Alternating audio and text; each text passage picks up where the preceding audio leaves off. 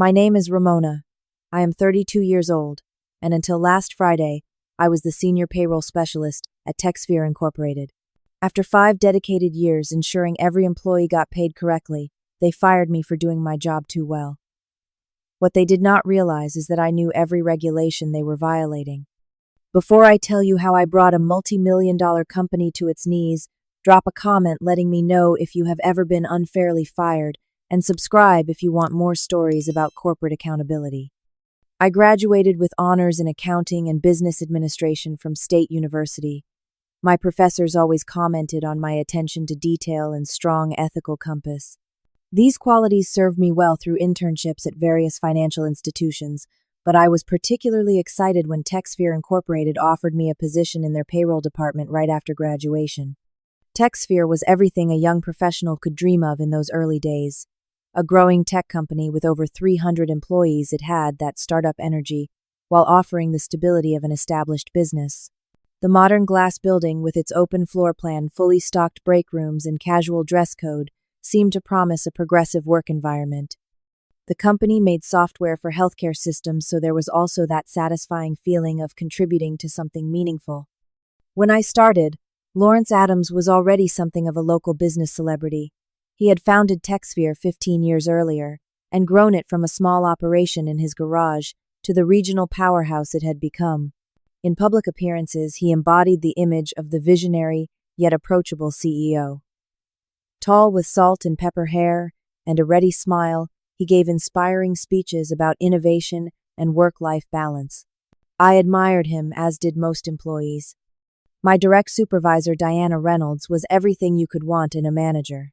Experienced, fair, and supportive, she recognized my capabilities and gave me increasing responsibilities.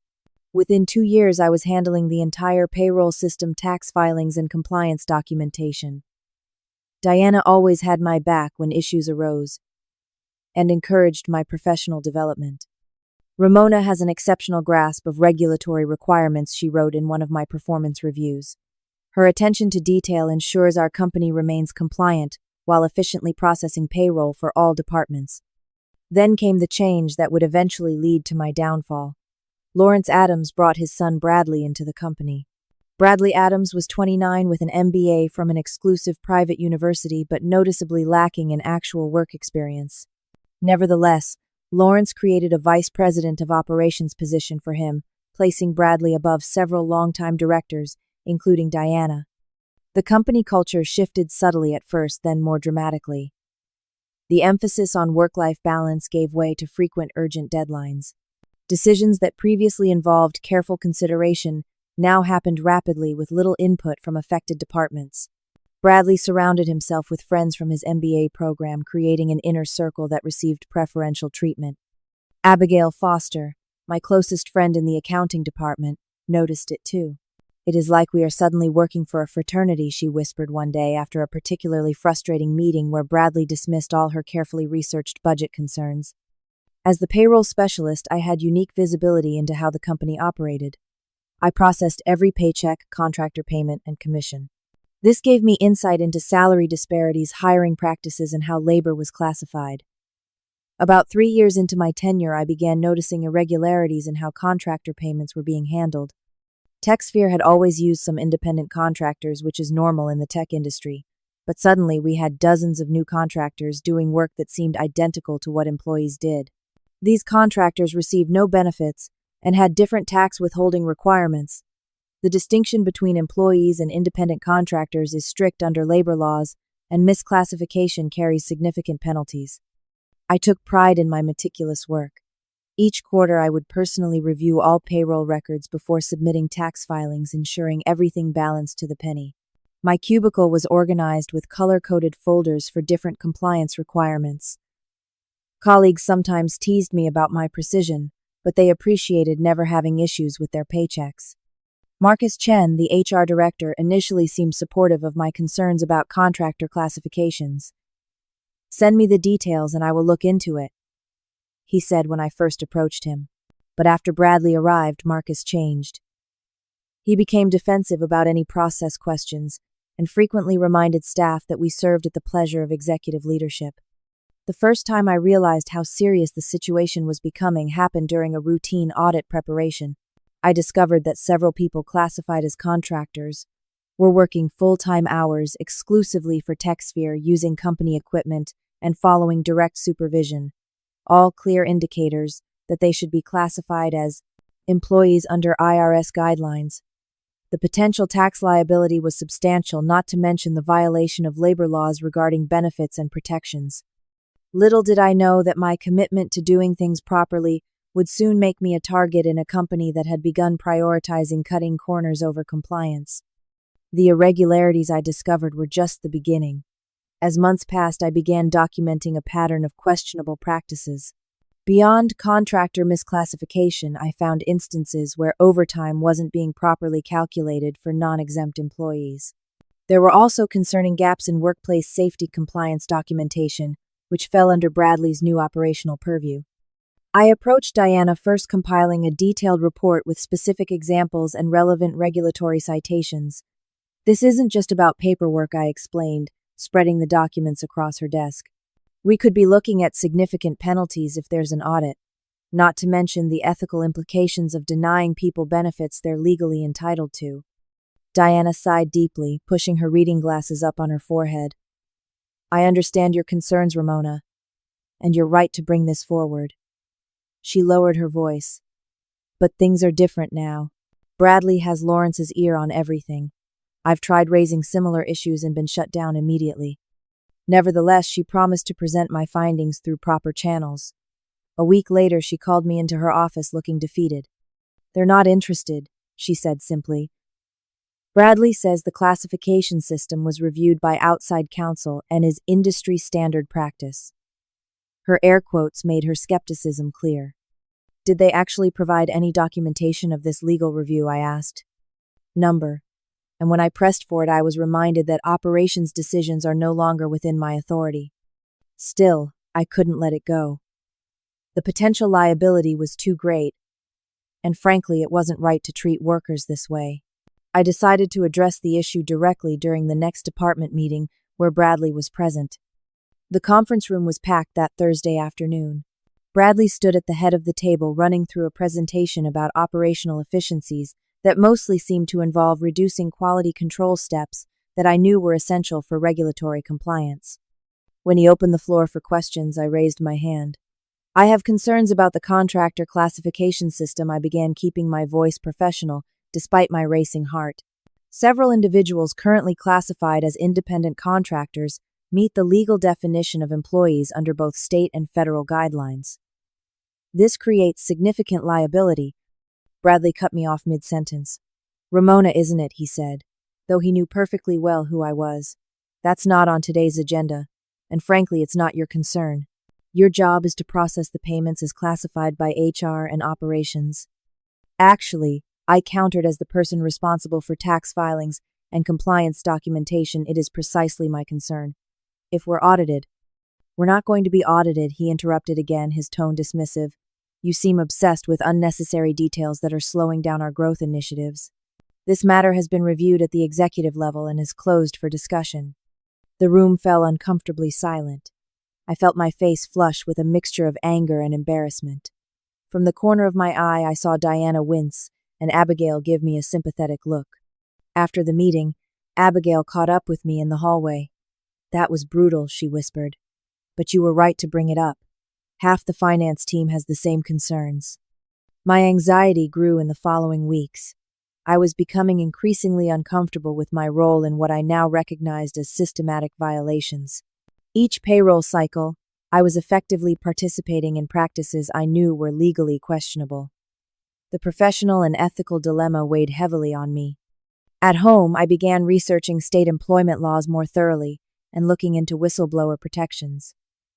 I even consulted anonymously with an attorney friend, Jessica Miller, who specialized in employment law. Document everything she advised over coffee at a cafe far from the office. Emails, meeting notes, the reports you've compiled. If you do get pushback or retaliation, that documentation will be crucial. Meanwhile, the work environment grew increasingly tense. I noticed Bradley watching me during meetings, and several times I returned to my desk to find my computer unlocked when I was certain I had secured it before leaving. Small assignments that had routinely come to me were redirected to others without explanation. Diana tried to shield me as much as possible, but her own position was becoming precarious. "Be careful," she warned one afternoon, closing my office door behind her. "Bradley asked Marcus for copies of your last 3 performance reviews. I don't like it." The final confrontation before my termination came when Bradley himself appeared at my cubicle one afternoon, asking me to reclassify a group of 5 full-time developers as contractors retroactively for the previous quarter. "I can't do that," I stated firmly. "They've already been paid as employees with taxes withheld accordingly. The quarterly filings reflect that status. Changing it now would require filing false amended returns." His face hardened. "You don't seem to understand how things work here now, Ramona. When executives make decisions about operational efficiency, your job is to implement them, not question them." "My job is to ensure our payroll practices comply with the law," I replied, my heart pounding but my resolve firm. "What you're asking me to do is potentially illegal." He leaned in close, his voice low but intense. "Your job is whatever we say at Island, and you might want to think about whether you still want it." As he walked away, I knew my days at Techphere were numbered. The day they fired me started like any other. It was a crisp Friday in October, and I arrived at the office at my usual time, 7:30 a.m. I remember the details vividly: the pumpkin spice coffee in the break room, the Halloween decorations someone had put up over the reception desk, the cheerful "Good morning, Ramona" from the security guard Thomas. I had just settled at my desk and opened the payroll system to begin processing the bi-weekly payments when my phone rang. It was Marcus from HR. "Ramona, can you come to the executive conference room right away? There's an urgent matter to discuss." My stomach instantly knotted.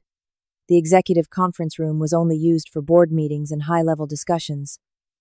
"Should I bring anything?" I asked, trying to keep my voice steady.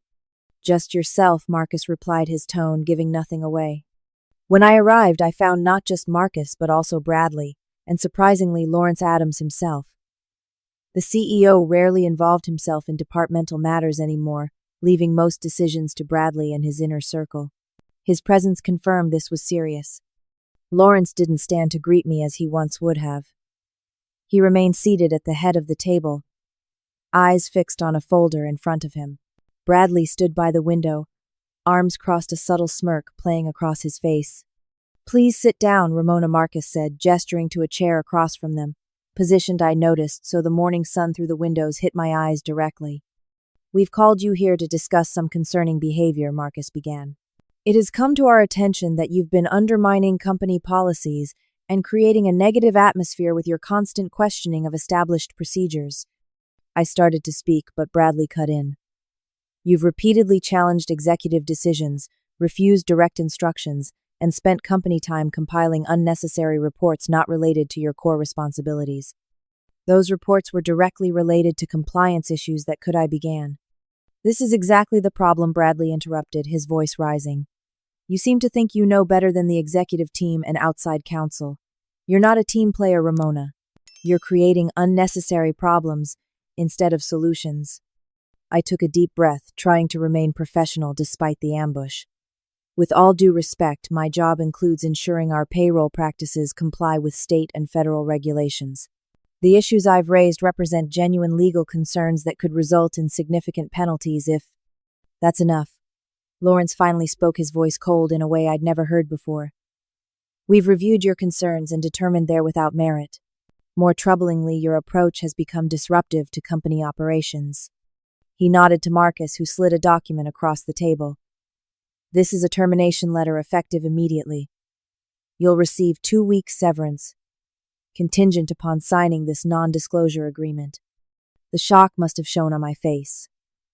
5 years of dedicated service, consistently positive performance reviews, and now this, a termination with barely an explanation, let alone a chance to defend myself. "On what grounds am I being terminated?" I managed to ask, my voice surprisingly steady despite the turmoil inside. "Insubordination and failure to adapt to company direction," Marcus recited as if reading from a script. Your position requires alignment with executive decisions, not constant resistance. You mean it requires me to participate in potentially illegal practices without question? I replied, anger beginning to replace shock. That's a serious and unfounded accusation, Lawrence said sharply. One that could be considered defamatory. Bradley stepped forward. Security will escort you to your desk to collect personal belongings. Company property, including your laptop and badge, will remain here. The next 20 minutes were a blur of humiliation. Thomas, the same security guard who had greeted me cheerfully that morning, now stood awkwardly beside me as I emptied my desk into a cardboard box. Colleagues stared from behind cubicle walls, whispering. Abigail tried to approach but was waved away by Marcus. Diana was nowhere to be seen. I later learned she had been sent to an urgent client meeting conveniently scheduled during my termination. As I was escorted out of the building, Bradley called after me. "We'll approve your unemployment claim, sweetheart. No hard feelings." The condescension in his tone, the diminutive sweetheart, the assumption that his approval was some kind of benevolent gesture, it all crystallized my anger into something cold and focused. I sat in my car in the parking lot for nearly an hour, trembling with a mixture of rage, shock, and fear. 5 years of my career gone. My professional reputation potentially damaged. The financial uncertainty loomed large. I had been about to put a down payment on a condo, and now that plan was in jeopardy. When I finally started the engine, I didn't go home. Instead, I drove straight to Jessica Miller's law office. My attorney friend took one look at my face and cleared her afternoon schedule. "Tell me everything," she said, closing her office door and setting a legal pad between us.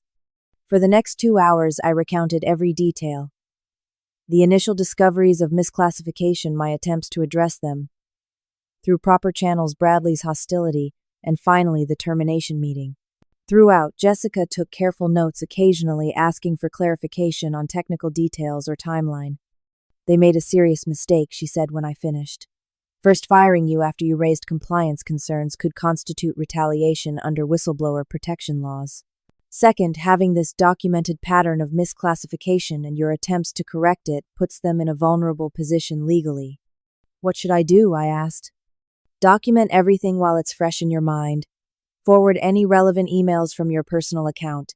If you have copies of the reports you created, gather those too." As we were wrapping up, my phone pinged with an email notification. It was from Bradley, sent to the entire payroll and accounting departments with me copied on my personal email. "Team.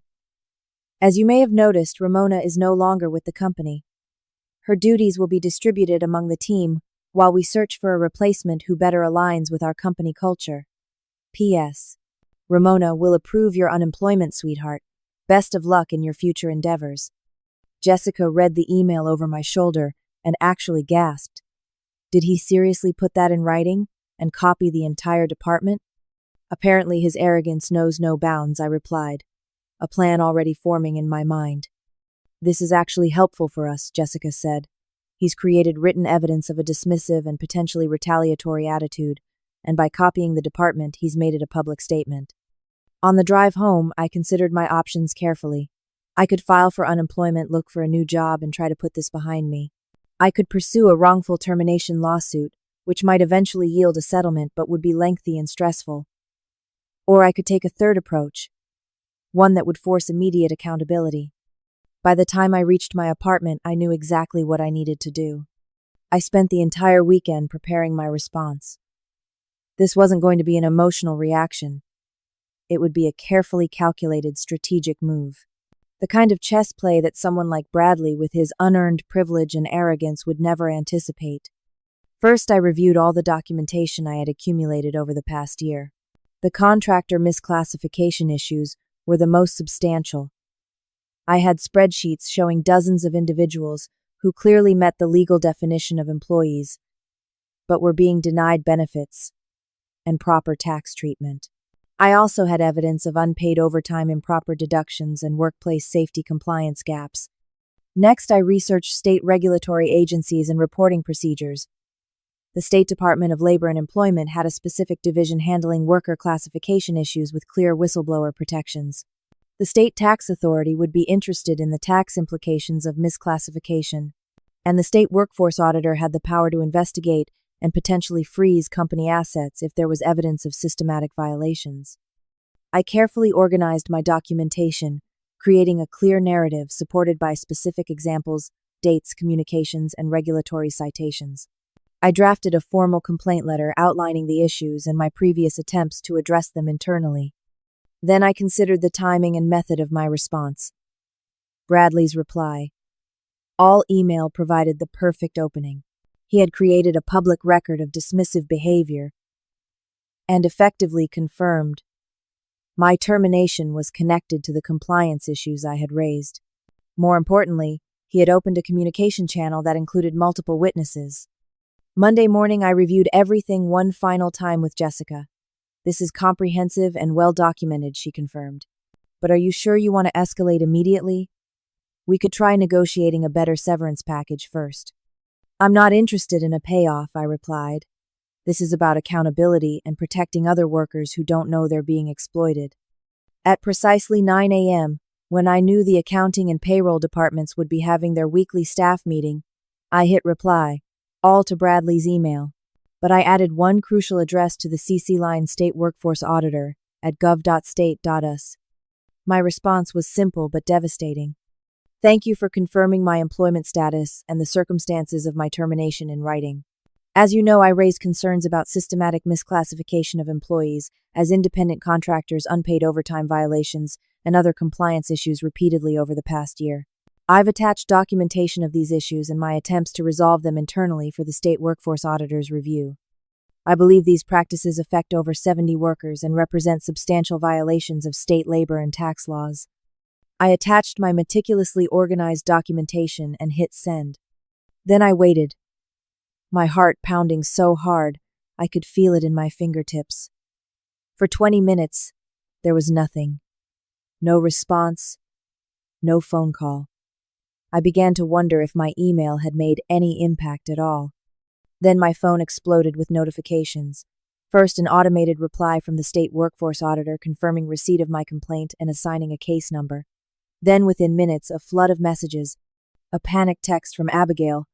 What did you do? Bradley just ran out of the meeting looking like he saw a ghost. An email from Marcus marked urgent, asking me to call him immediately to discuss a resolution. A voicemail from Bradley. You need to fix this right now. Whatever you think you're doing, you're making a huge mistake.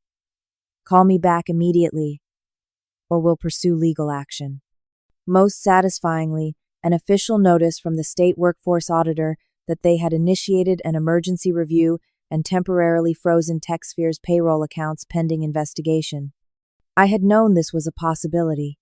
In cases of suspected systematic labor violations, the state had authority to freeze assets to prevent further violations and ensure funds remained available for potential back pay and penalties. What I hadn't anticipated was how quickly they would act. The documentation I provided must have raised serious red flags. By noon, the situation at Techphere was approaching chaos. Abigail kept me updated through discreet texts. The executive floor is in complete meltdown. Lawrence has been behind closed doors with legal for hours. HR just called an all-staff meeting to announce a temporary payroll processing delay due to a system upgrade. Nobody's buying it. Bradley just got chewed out in the middle of the hallway. Lawrence was shouting about irresponsible communication and exposing the company. At 1 p.m., Lawrence himself called me. His tone was completely different from the cold dismissal of Friday's termination meeting. Ramona, I think there's been a serious misunderstanding. We value your contributions to Techphere and would like to discuss your concerns directly. Perhaps we could meet this afternoon. I appreciate the offer, Mr. Adams. I replied calmly, but my concerns are now being reviewed by the appropriate regulatory authorities. I believe that's the proper channel at this point. This freeze is causing significant disruption, he pressed. We have hundreds of employees who will be affected if payroll cannot be processed. I understand, and that's unfortunate, I said. But these are the consequences of the compliance issues I attempted to bring to your attention multiple times. After Lawrence's call, the company's outside counsel contacted Jessica. They proposed an immediate reinstatement with a substantial raise, a new title, and a signing bonus if I would withdraw my complaint. Jessica politely declined on my behalf. By the end of the day, word had spread throughout the company and the local business community. Former colleagues I barely knew sent supportive messages. A reporter from the local business journal contacted me for comment, which Jessica advised me to decline for now. The most surprising contact came from Diana. "I'm so proud of you," her text read. "I've been documenting these issues too, but didn't have the courage to take a stand. The auditors have already contacted me. I'm telling them everything." As I went to bed that night, I felt a strange mixture of anxiety and vindication.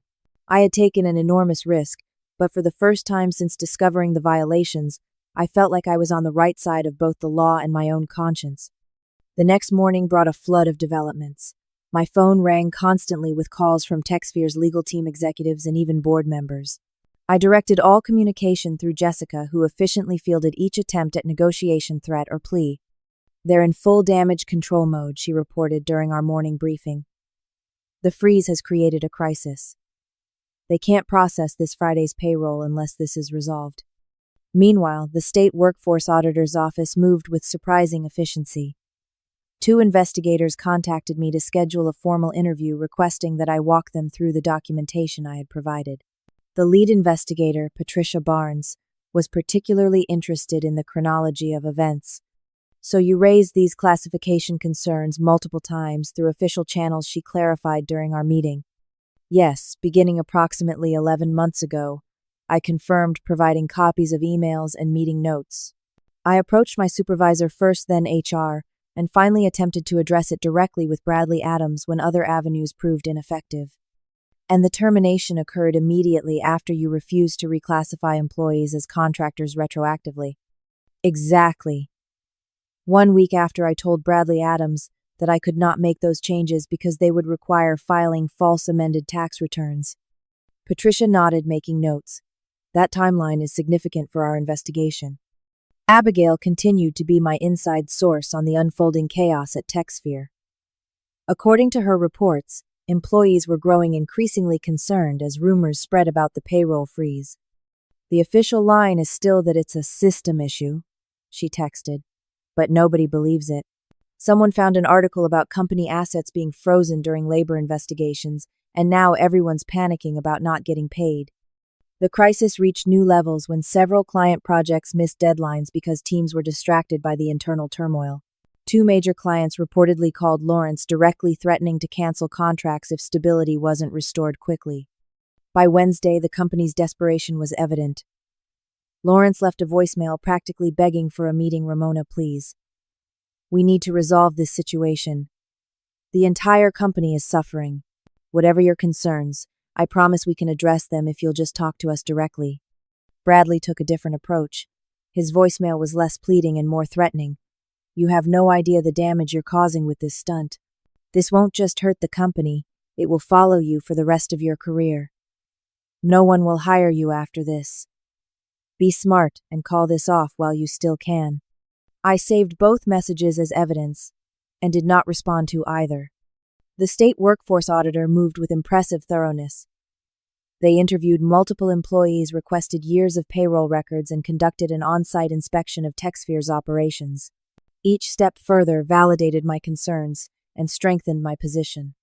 On Thursday, with Friday's payroll looking increasingly unlikely to process on time, Techphere's board of directors became directly involved. The chairwoman, Victoria Spencer, reached out to Jessica. "My client has raised legitimate legal concerns through proper channels," Jessica explained firmly during their call. "The current investigation is a regulatory matter between Techphere and state authorities."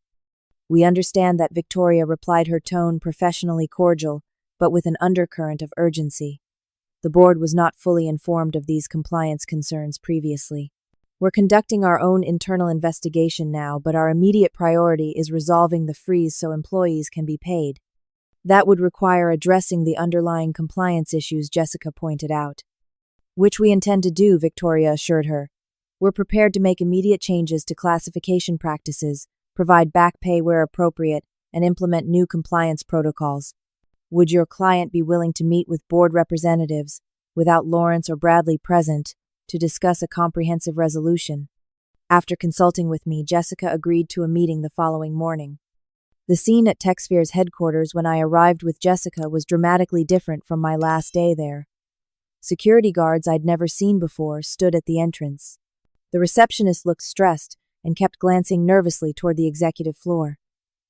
As we were escorted to the boardroom, I glimpsed employees huddled in small groups, conversations stopping as we passed. In the boardroom, Victoria Spencer was joined by 2 other board members and the company's outside counsel.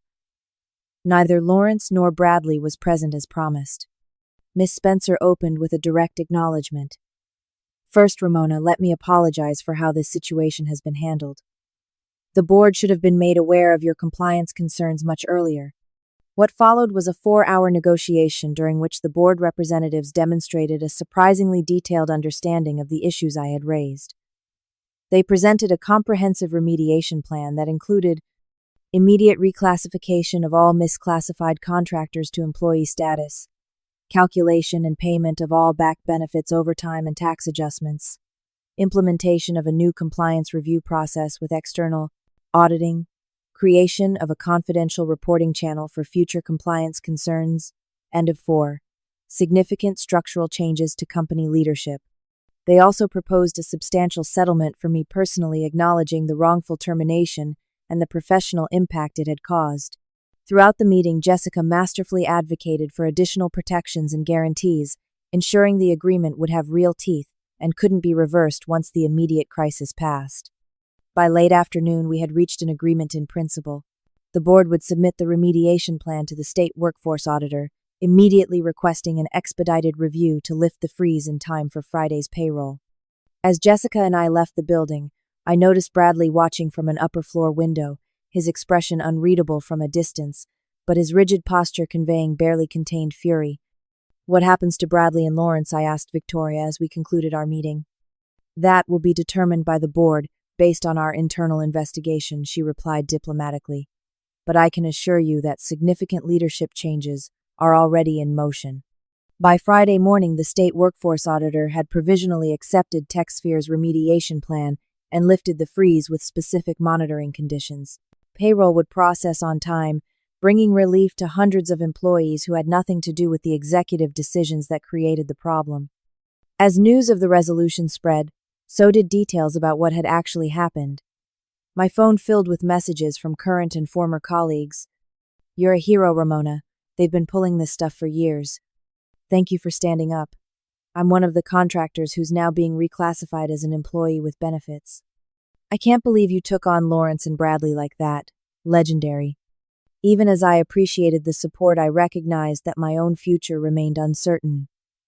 I had won a significant victory for worker rights at Techphere, but the professional and personal challenges of starting over loomed large. The following Monday, the state workforce auditor released preliminary findings confirming systematic labor law violations at Techphere.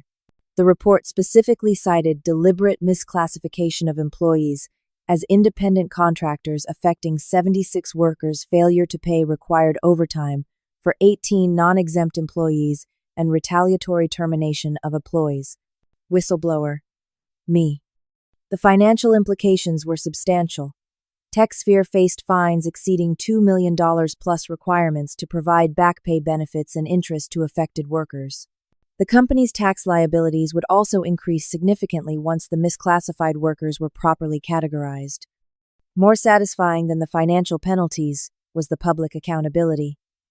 The auditor's findings were public record, reported by local business media and industry publications. Techphere could no longer hide behind closed-door meetings and confidential settlements.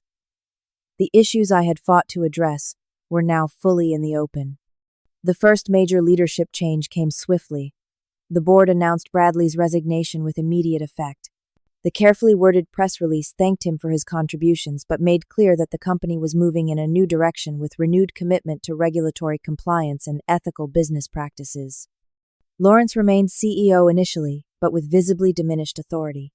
The board appointed an interim chief compliance officer reporting directly to them, bypassing Lawrence entirely for all regulatory matters. Industry insiders recognized this as a significant demotion in practice, if not in title. 3 weeks after the initial freeze, I received an unexpected email from Lawrence. Unlike his previous communications, this one had a distinctly personal tone. Ramona, I owe you an apology. I allowed myself to be influenced by Bradley's perspective without properly investigating the concerns you raised. That was a failure of leadership on my part. While I understand if you have no interest in returning to Techphere, I want you to know that your integrity and commitment to doing the right thing have ultimately made the company stronger despite the difficult process. If you're willing, I would value the opportunity to apologize in person. I shared the email with Jessica, who advised caution, but didn't oppose a meeting if I wanted closure. After consideration, I agreed to meet Lawrence at a neutral location, a coffee shop downtown. When I arrived, I almost didn't recognize him. The confident, polished executive had been replaced by someone who looked older, tired, and humbled. He stood when he saw me, extending his hand somewhat tentatively. "Thank you for coming," he said as we Saturday. "I wasn't sure you would." "I almost didn't," I admitted. He nodded, accepting this. "I deserve that. The way you were treated was inexcusable." "Yes, it was," I agreed, not making it easier for him. Lawrence took a deep breath. "I built Techphere to solve real problems in healthcare. Somewhere along the way, I lost sight of the values that matter. When Bradley came into the company, I wanted so badly for him to succeed that I gave him too much leeway and listened to him over people who had earned their positions through merit and hard work. People like you. The issues I raised weren't personal," I said. "They were genuine legal and ethical concerns that affected real people." "I know that now," he acknowledged. "The board has made it very clear that my own position depends on demonstrating better judgment going forward. We're implementing all the changes in the remediation plan plus additional compliance measures." He paused. "The board has also strongly suggested that I make a public apology, acknowledging the violations and our commitment to correcting them." 2 days later, Lawrence held a press conference doing exactly that. Standing at a podium with the Techphere logo conspicuously absent, he took full responsibility for the compliance failures, acknowledged the validity of my concerns, and outlined the comprehensive changes being implemented. "We lost our way," he stated plainly, "and it took the courage of one employee who valued integrity over job security to help us find our path again." The settlement negotiations concluded around this time. Techphere offered a substantial compensation package, including 2 years of salary as severance, full vesting of all stock options, healthcare coverage for 18 months, a letter of recommendation acknowledging my instrumental role in improving company compliance, a non-disparagement agreement protecting my professional reputation. Jessica negotiated additional terms requiring Techphere to implement quarterly compliance audits by an independent firm, establish a whistleblower protection policy with real enforcement mechanisms, create an anonymous ethics reporting system for employees, provide compliance training for all managers. The company also offered reinstatement with a promotion to Director of Compliance, reporting directly to the board. It was a generous offer that would have represented a significant career advancement. After careful consideration, I declined. The experience has shown me that I want to use my knowledge to help prevent these situations, not just fix them after they occur. I explained to Jessica. The vindication extended beyond Techphere. Diana sent me a heartfelt message after Bradley's departure. "You did what I should have done long ago. Thank you for having the courage I lacked. The department is already a healthier place." Abigail reported that my name had become something of a rallying cry for ethical practices within the company. People literally ask, "What would Ramona do?" when facing questionable requests, she wrote. Former colleagues reached out with support, and in some cases job offers. Industry connections I hadn't even realized I had expressed admiration for my stand. The professional network I feared might shun me for causing trouble instead embraced me as someone with valuable expertise and proven integrity. Most meaningfully, several of the misclassified contractors contacted me personally to express gratitude. One message particularly stood out. "I've been working contract jobs for 3 years with no benefits or job security. Because of you, I now have health insurance for my family for the first time. You changed our lives." As the dust settled, I realized that what had initially seemed like a catastrophic career setback had actually opened new doors. My expertise in compliance, combined with first-hand experience navigating a whistleblower situation, gave me a unique perspective that proved to be professionally valuable in unexpected ways. The months following the Techphere settlement were challenging but ultimately transformative. I experienced the full spectrum of emotions, vindication and pride mixed with anxiety about the future and occasional self-doubt about the path I had chosen. Financial security was my first concern. The settlement provided a generous cushion, but I needed a long-term plan. I took time to carefully consider my next steps rather than jumping into the first available position. This reflection period proved invaluable. "What do you actually want to do now?" Jessica asked during one of our now regular lunch meetings. "You could take another corporate position easily with your experience and reputation." Her question made me realize I wanted something different. The Techphere experience had revealed both my technical expertise and my commitment to ethical practices. Perhaps there was a way to combine these strengths. 3 months after the settlement, I launched my own compliance consulting business. The concept was simple: help companies identify and address compliance issues before they become crises. My tagline, "Compliance is cheaper than consequences," resonated with businesses that had witnessed Techphere's public ordeal. Starting a business brought its own challenges, but I discovered an unexpected support network. Former colleagues referred clients. Industry connections made introductions. Even some board members from Techphere discreetly recommended my services to other companies in their networks. My first major client was a tech startup approaching the size where compliance becomes increasingly complex. Their CEO was refreshingly direct. "We saw what happened at Techphere. We don't want to be the next cautionary tale." Working with them, I developed a methodology for assessing compliance risks and implementing appropriate safeguards without unnecessarily burdening growing companies. This approach became the foundation of my business model. As my client list grew, I began receiving speaking invitations from business groups and industry conferences. Initially hesitant, I discovered that sharing my experience, both the technical aspects and the ethical dimensions, resonated with audiences.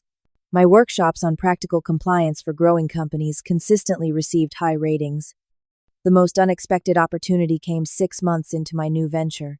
The State Workforce Auditor's Office contacted me about serving on a newly formed advisory committee focused on modernizing workforce regulations for the digital economy. My experience on both sides of a major compliance case made me a valuable addition to the committee. On a personal level, the journey of recovery took longer. The trauma of the termination, the stress of the subsequent legal battle, and the public nature of the whole situation took an emotional toll I hadn't fully anticipated. I found support in unexpected places. A network of other whistleblowers reached out, offering understanding that only those who had been through similar experiences could provide. One former pharmaceutical executive who had exposed safety violations wrote, "The doubt and fear will fade. The knowledge that you did the right thing never will." Professionally, my perspective on corporate ethics evolved. I came to understand that many compliance failures stem not from malicious intent, but from ignorance, poor systems, or misaligned incentives. This insight shaped my consulting approach, focusing on building cultures and systems that make compliance the easy choice rather than an afterthought. The ripple effects of the Techphere case extended beyond my personal situation. The state legislature used it as a case study when drafting enhanced whistleblower protections. Several industry associations developed new best practices for contractor classification. Other companies in the region proactively audited their own practices to avoid similar issues.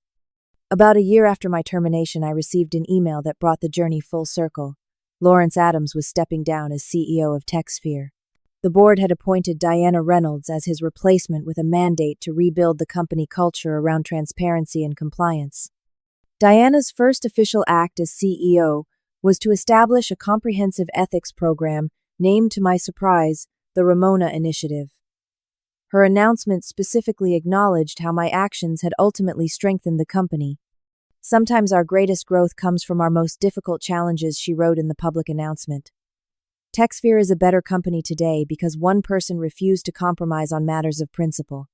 As I reflect on the entire experience now, I recognize how profoundly it changed my career trajectory and personal growth. I developed a deeper understanding of my own values and capabilities. I discovered reserves of courage I hadn't known I possessed, and I learned that one person standing firmly for what's right can indeed create meaningful change. The most important lesson was about the power of knowledge and preparation. I prevailed not because I was more powerful than Techphere, but because I understood the regulations better than they did and documented everything meticulously. Knowledge of the rules combined with the courage to stand by them proved more powerful than executive authority or corporate resources. For anyone facing ethical dilemmas in the workplace, I offer this hard-won wisdom: document everything, know your rights, and remember that doing the right thing may not be easy, but it's always worth it in the end.